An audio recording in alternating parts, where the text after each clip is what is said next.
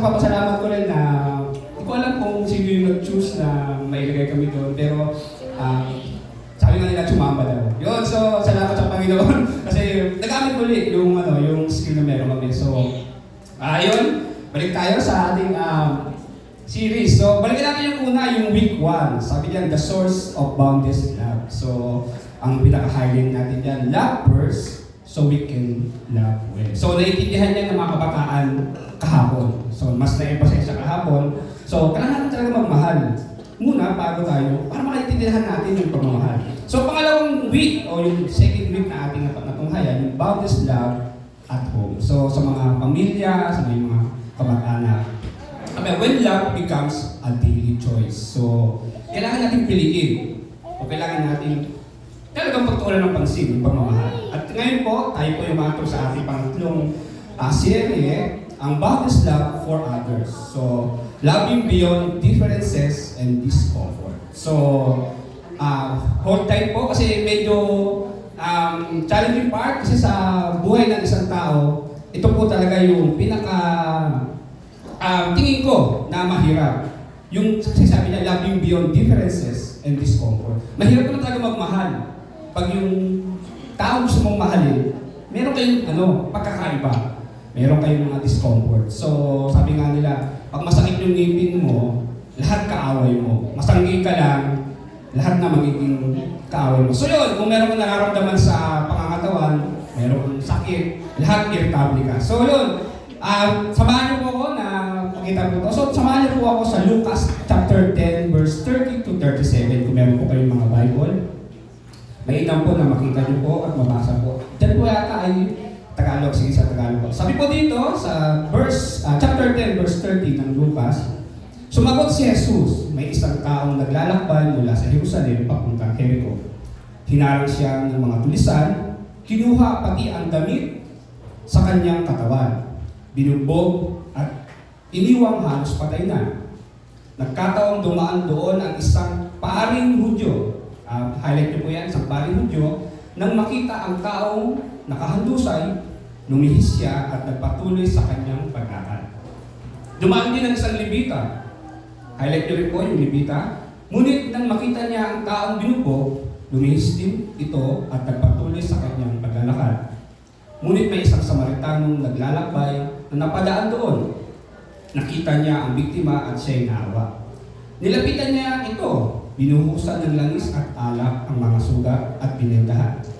Pagkatapos, ang lalaki ay isinakay ng Samaritano sa kanyang asno at dinala ito sa bahay panuluyan upang maalagaan doon.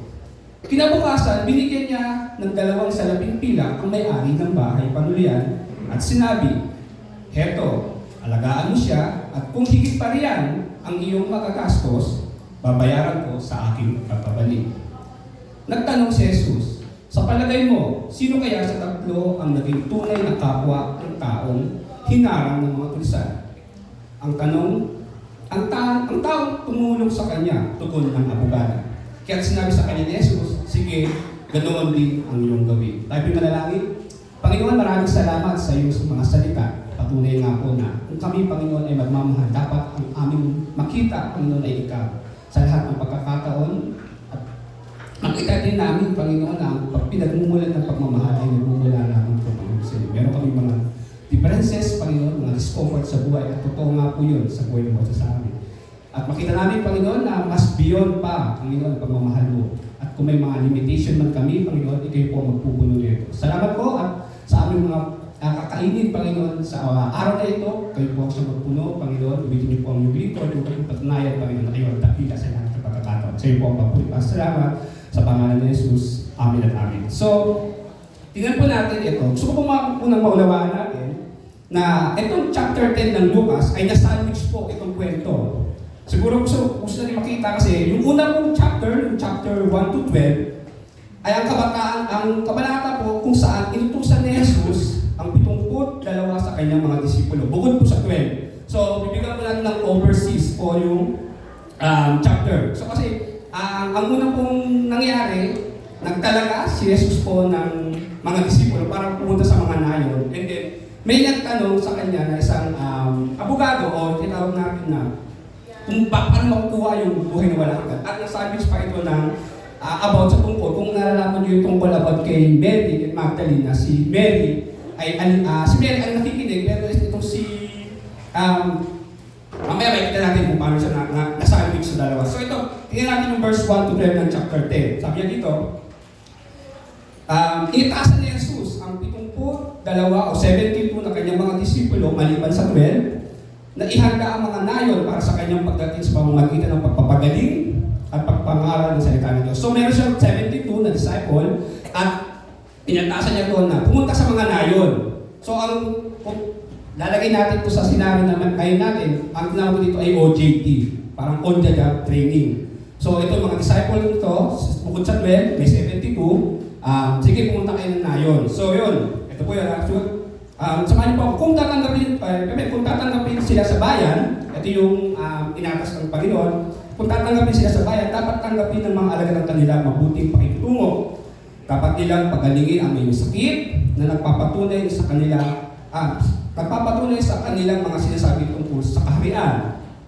Sabi naman niya, kung ito naman ang gawin ng iba, kung itakwil sila ng bayan. Una, sabi, kung kayo ay natanggapin, pagalingin niyo yung mga sakit at papatunayan na doon ay naghahari ang Panginoon. Ito naman, kung kayo ay itakwil ng isang bayan, aalis sila na ipahahayag pa rin na malapit na ang kaharian ng Diyos. So, ipapahayag po pa rin. Ang gagawin ni Jesus ay katulad na ibinigay niya sa 12. So, meron 12, meron 72. Sabi niya, ngunit ang saklaw ay mas malaki. So, yun. Ito po, mas malaki po yung saklaw ng 72. So, kaya nga po kung pupunta tayo sa chapter at verse 13 to 16, may mga nagdadalang, ito po, naging prayer po ng Panginoon Jesus na nagdalanghati siya. Binibigkas ni Jesus ang paghatol sa mga lungsod at bayan na tumatanggi sa kanyang mensahe. So, merong mga tumatanggap, meron din pong tumatanggi. So, ito naman po, nag-report na, tapos na, pagdating naman sa 70 to 20, tapos nang nag-OJT o nagbahagi, bumalik na yung 72. Sabi niya, nang bumalik ang 72, sila ay tuwang-tuwa na nakapagpalayas sila ng mga demonyo. So, tingnan niyo po nakapagpalayas mo sila. Pero sabi niya, inayos muli ni Jesus ang kanilang pananaw. Sabi niya, si Satanas ay natalo na at natalo na. Ang kanilang tunay na tagumpay ay pagkakaroon nila ng buhay na walang hanggan. So, kung titignan niyo po, additional na lang yun. Sa main dish ko para add-ons. Kung kayo po ay nakapagpalayas ng siyempre ikaw 72, Panginoon, nag-report kami, nakapagpalayas kami, nakapagaling kami. Pero sabi ng Panginoon, wag na yun. Ang pinaka-focus niyo ay ang pagkakaroon niyo ng buhay na walang hanggan. So, wag yun nang i-divert. Sabi kasi minsan may mga ganun na nakagawa kami ng mga miracles. Pero sabi ng Panginoon, huwag nyo na gawin yun. Ito na yung gawin nyo. So yun. Kaya nga po, sumunod na section, ipinakita ng isang pakikitungo ng isang may limitasyon sa batas. Ito na po yung kwento natin. Ng isang abogado nagtanong kay Jesus kung paano siya makakapagmana ng buhay na walang hanggan. Kasi sinabi ni Jesus sa 72 na, huwag nyo nang intindihin nyo kung napagpagaling kayo, salamat sa Diyos. Pero ang intindihin nyo, kayo ay meron ng buhay na walang hanggan. Pero narinig ito ng isang abogado sa niya. Ano ko makakakuha ng buhay na walang hanggan? Kaya kinakain niya yun sa batas ng Mosaic, o yung pangkalahatang mga utos, sabi niya, ibigin mo ang Diyos, gamitin sa Espiritu yan. Kaya yun yung kwento natin. Pagdating naman dito, sa medyo latter part, yung pinakahuli, nasabi kasi ito ng, mamaya focus natin yung pinakakwento. Pero ito, yung huli, ito naman yung kwento nila, Maria at ni Martha. So, tinapos ni Lucas ang kabanalan sa isang halimbawa ng isang disipulo na naunawaan ang mga sakripisyo at pagpapahalaga sa ipinahihiwatig sa pagsunod kay Kristo. Si Maria na taga Bethania na nakaupo sa paanan ni Jesus, hinihigop ang lahat ng sinasabi ni Jesus, samantala ang kanyang kapatid na si Martha ay nasa likod ng bahay, nagsisilbi, hinihingi ang kultura. Pinuri ni Jesus si Maria sa paglalagay ng kanyang mga prioridad na kung ano ang magtatagal. So dito makita natin na may several disciples learn to prioritize their blessing. And then may lawyer learns his action and determine his character.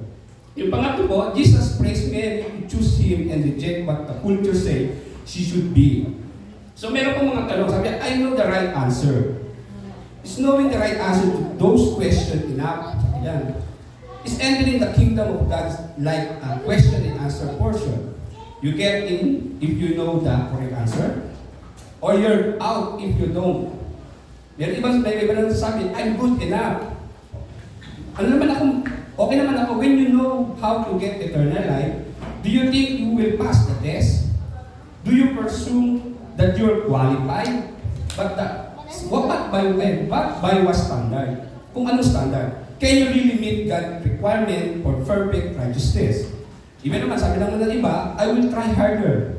It is good when you admit that you are not good enough. But you're heading in the wrong direction when your response to that is justified to try harder. Improve your life or be better in your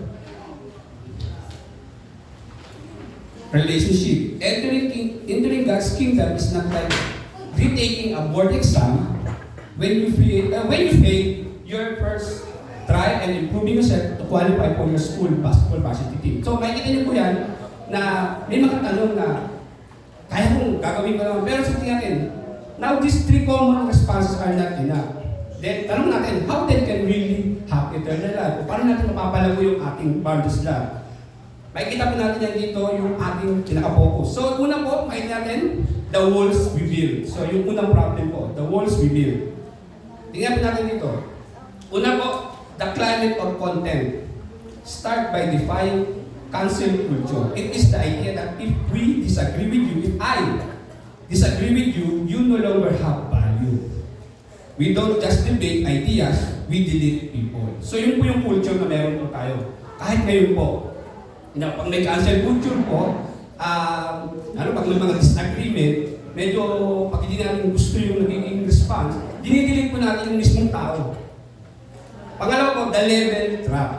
Explain why you will level people. Sabi, dilawan, may pulahan, may toxic, may woke, may mga woke pa sabi. Pero labels are short for our brains so we can don't have to love.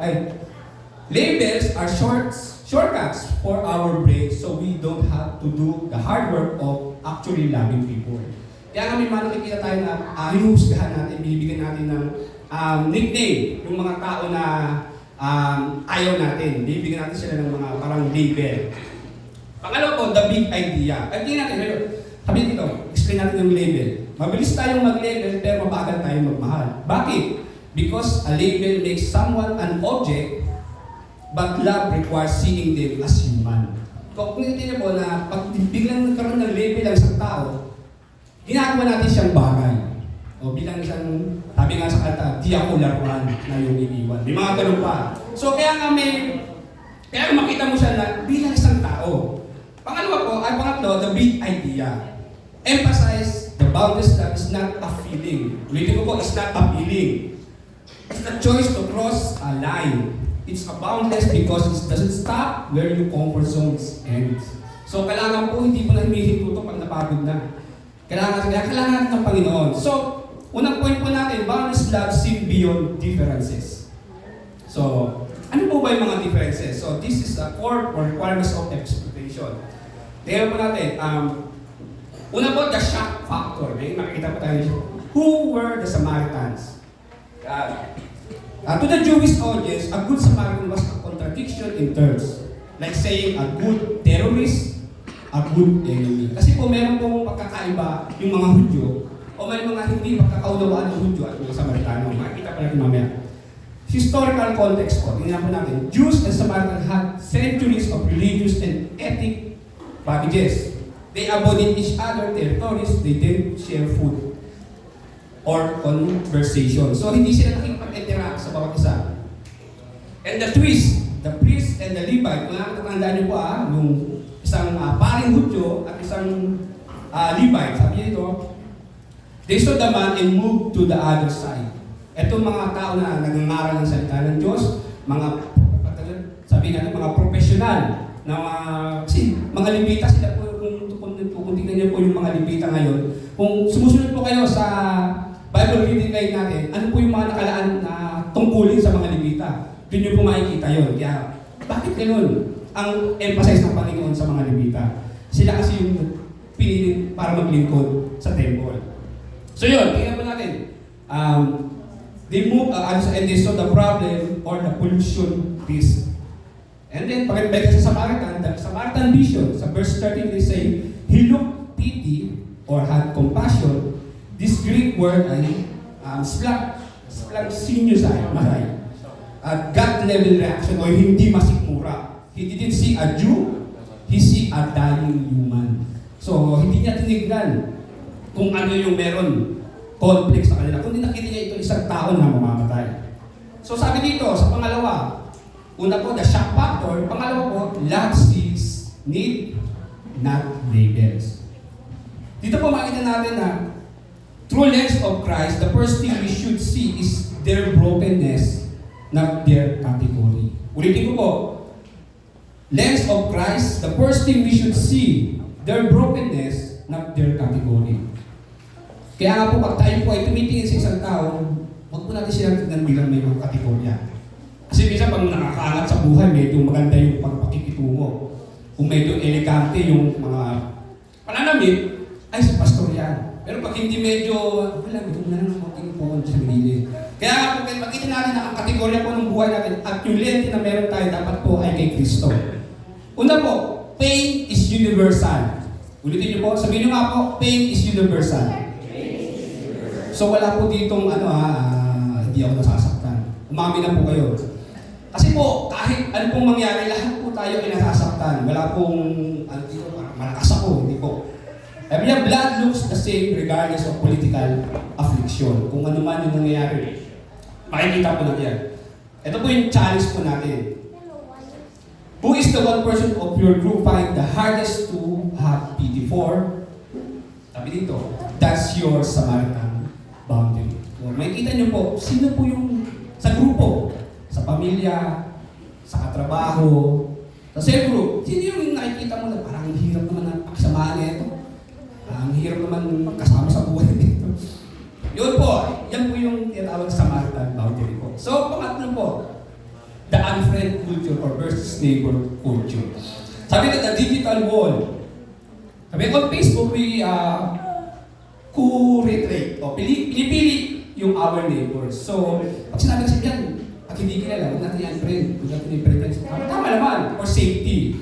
Sabi, we only see people who agree with us if someone is problematic, we block them. So, makikita natin ang isang mga tao na mag-a-agree tayo pag medyo okay sila. Pero pag medyo problema sa buhay yata yan, huwag na natin isama yan.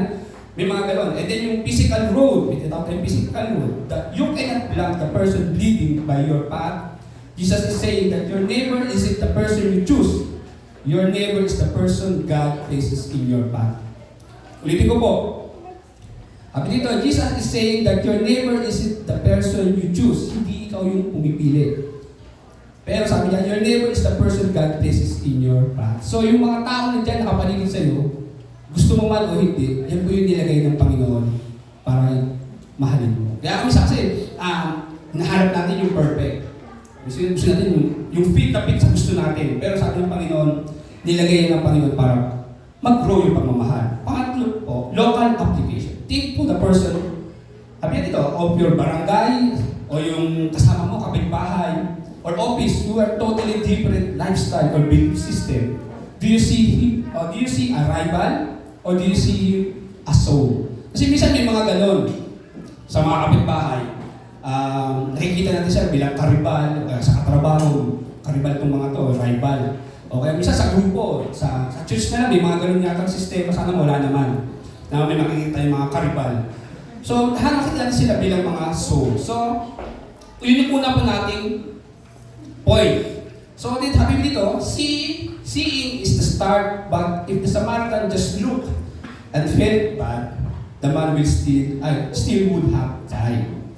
Seeing is one thing, but love doesn't stop at seeing. It moves, it causes. So, punta po tayo sa pangalawa.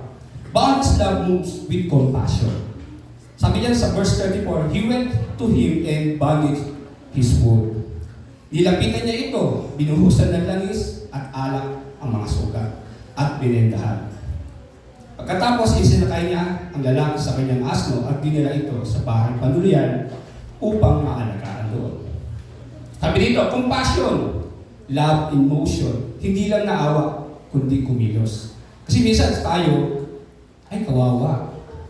Natapa na nga, tinawanan ba? So dito, kailangan po natin ng compassion, love in motion. Sabi diyan, focus on the transition from feeling to acting. Minsan kasi puro feeling lang. Feeling ko gutom siya. Kawawa naman. Pero may biscuit kang dala. So yun po, makita po natin. Love in motion. So sabi yan, the core of this passage sa Luke chapter 10 verse 10 is the transformation of private motion. Okay, may private motion ka, may pity into a public action equals to mercy. Sabi yan, in the original Greek word, compassion refers to a gut-wrenching, yung meron kang nararamdaman sa tiyan. Feeling, but the Samaritan shows that if a feeling doesn't each hand, it's truly biblical. Unang punto po, the proximity of grace. Nilapitan na ito. The proximity of grace. The priest and the Levites saw the man and passed by on the other side. They choose distance, but the Samaritan, however, closed the gap. So, minsan meron po tayo, pag meron tayong ayaw na tao, tayo po ang dumidistansya.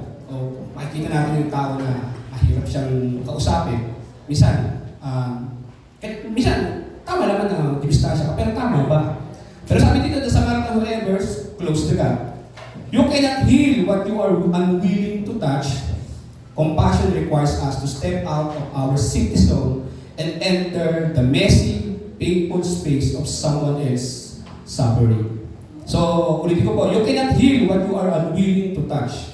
Compassion requires us to step out of our comfort zone or safety zone and enter the messy, painful space of someone else's suffering. So, maganda pong maunawaan yan. Pangalawa po, cause and care. Binuhusan ng langis at alak. Binentahan. Samaritan used his own resources. Yung mga kagamitan niya.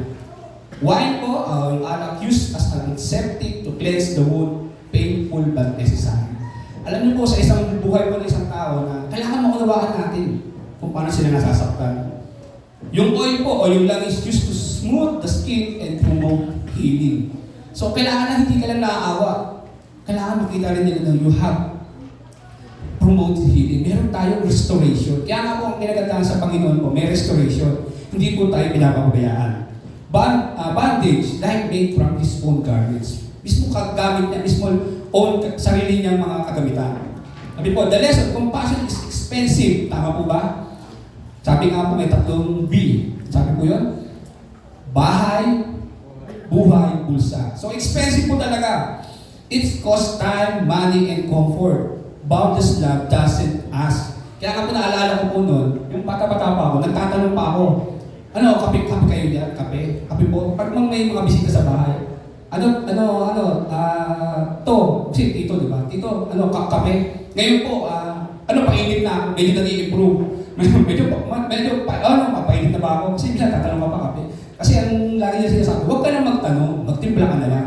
So yung ganun po yun, kasi never ask, kami yan. Love that doesn't ask, what is happened to me if I help?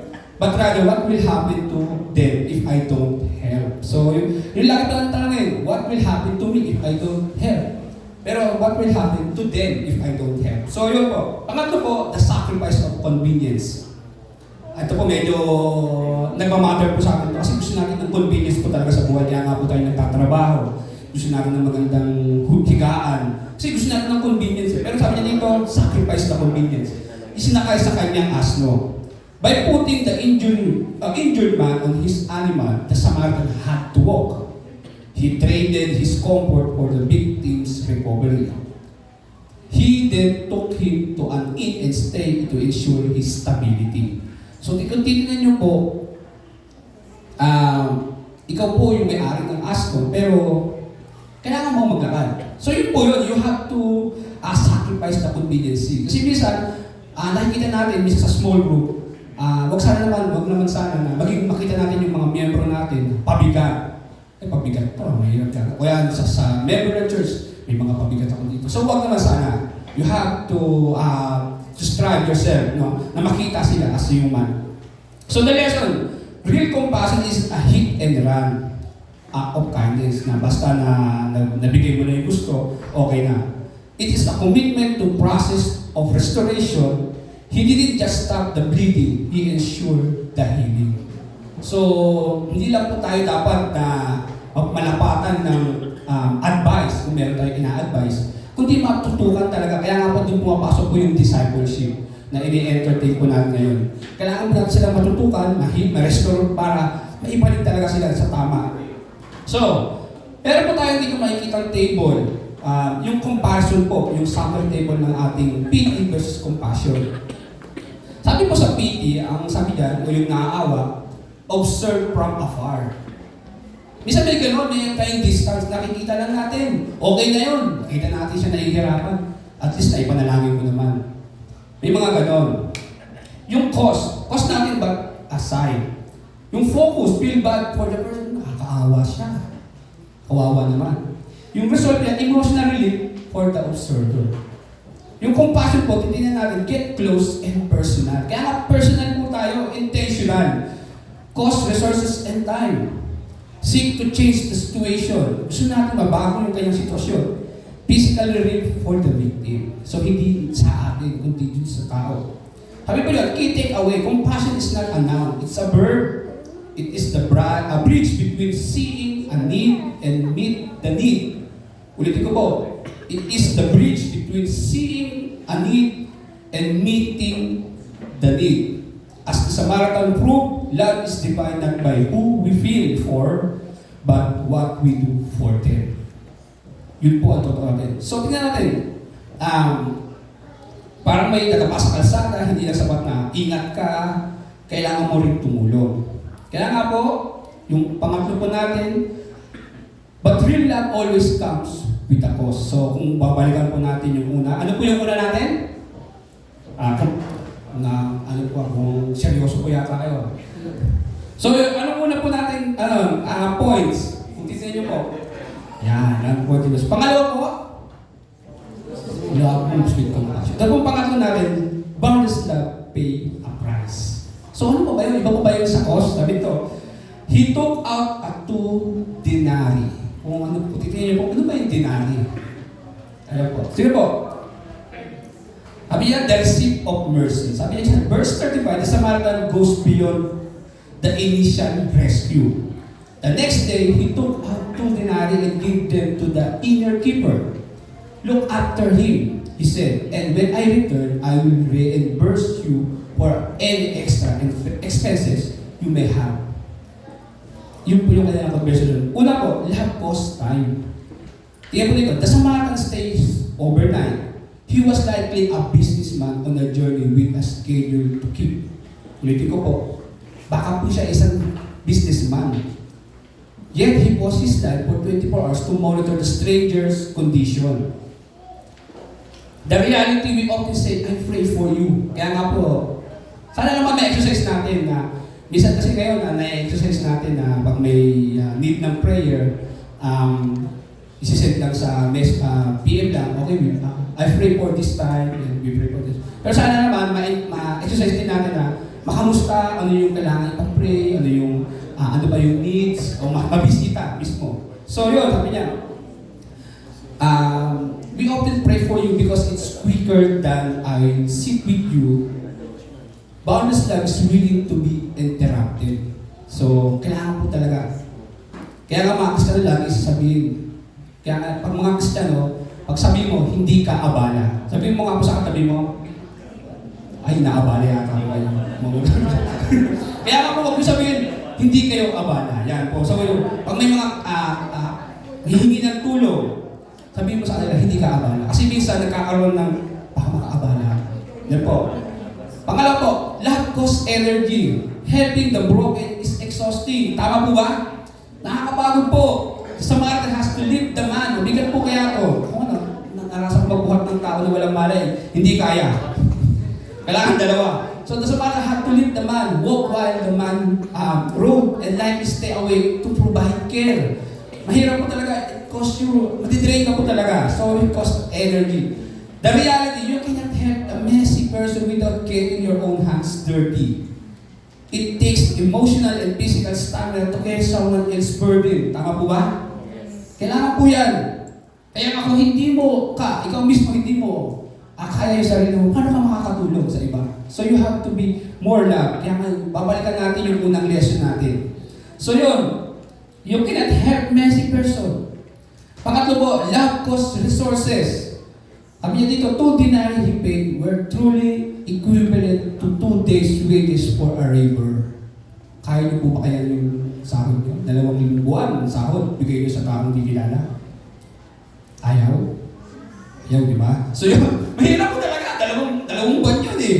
So yun, labor, enough to provide housing and food for several weeks in that era. So, furthermore, he gave a blank check to keep the inner promising to cover any future costs. So, ini-insure pa niya na kung ano man yung susunod pa ng mga gastusin, pangangailangan ng taong ito, ako na bahala. So, it costs resources. So, if you are really to love the person, kailangan mo rin maging open hand. So, reality, love that only gives for its excess is its sacrifice. It is just a tip. True love gives until it is felt. So, sabi ko dyan, love that only gives for its excess is its sacrifice. Kung yung tira-tira lang na ibibigay mo, oras, panahon, it's just a tip. Tip lang po yun. Hindi po talaga totoo love. Ang true love gives until it's felt. At least, maintindihan niya. So, may comparison po na naman po tayo. Cost of love. Sabi dyan, what Samaritan gave 2 denarii, a open tab. What it means, financial generosity without ROI. Tingnan niyo po, return of investment. Kasi minsan may mga ganun tayo.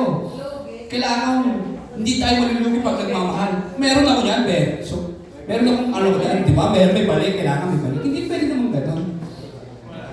Baka sabihin nyo, pag nagmahal ako, kailangan may balik ha. Hindi po, bawal po yun. So, pangalawa po, an entire night the next morning. It means giving up me time and their time. So, minsan may mga ganun eh. May me time ka pa eh.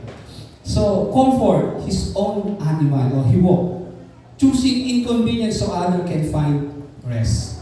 So, minsan, gusto natin pag nagmahal tayo, convenient.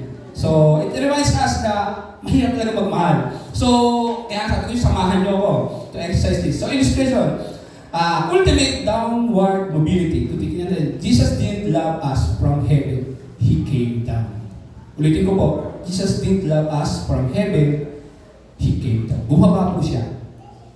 Hindi lang po siya tumingin, kundi makipag-interact po siya. If we want to see the boundless love of Samaritan, is in purest form, we look at Christ. So, He didn't just send a get well soon card from the throne of God. He divested Himself of His heavenly glory. So, sa Philippians 2, verse 7 po yan. He paid a price, not in 2 denarii, but in blood. So, mas mahal na po. So, the point, love just costs nothing means nothing. Ulitin ko po, love that costs nothing means nothing. If you love for others never requires you to give something up, it will be liking. It will be liking. But is it loving is the way Jesus commanded. So, love costs time and energy and resources. Babalikan po natin. But love that costs nothing means nothing. So, illustration, Jesus didn't love us from heaven. He came down. So, sa ating pong conclusion, the command of compassion. Number 1 po, go and do likewise. Yun po yung sinabi ni Jesus Christ. The parable of the Good Samaritan is not just suggestion, it's a mandate.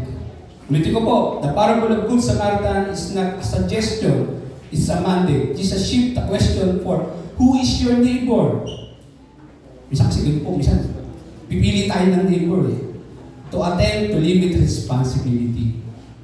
Pero sabi, to whom I can, sabi dito, pero gawin natin, to whom can I become neighbor? Kung sino po yung gusto maging neighbor. So, una po, love is a direct order. Ulitin niyo po, love is a direct order. So, yung kailangan po talaga natin magmahal. Jesus then, with the phrase, go and do likewise, in the original language, this is an imperative, a command. It implies a continuous action. He is saying, do one nice thing, but live a life for constant activity or active mercy. So constant po. Pangalawa po, the Christ Christ-like standard. So wala po ibang standard kundi ang Christ-like standard. Boundless love is rarely convenient. Opo, it is usually happen when we are tired, busy, or on our way to somewhere else. Sabi diyan, convenience asks if this a good time for me. Righteousness asks if this a desperate time for them. May contradiction po yan. Yung convenience po, this is a good time for me. Yung Christ-likeness asks, this is a desperate time for them. So meron po tayo hinahanap. The shift of perspective. The word teaches us to look for people who are like us to love them. Jesus teaches us to look for people who need us and love them regardless of who they are. So meron na po tayong final summary. The marks of boundless love. Yung una, principle, boundless love is observation. It focuses to look away from pain. Boundless love moves compassion. It turns emotion into motion. Emotion to motion. So, medyo, it turns emotion to motion. So, huwag po kayo mawawala. Yung principle na boundless love pays, sacrifice, it gives until it costs. So, ang final thought po natin, we are the man in the ditch. We are beaten by sin and left for dead by religion. Jesus is the true Samaritan who came down, bound our wounds and paid our debt because he did it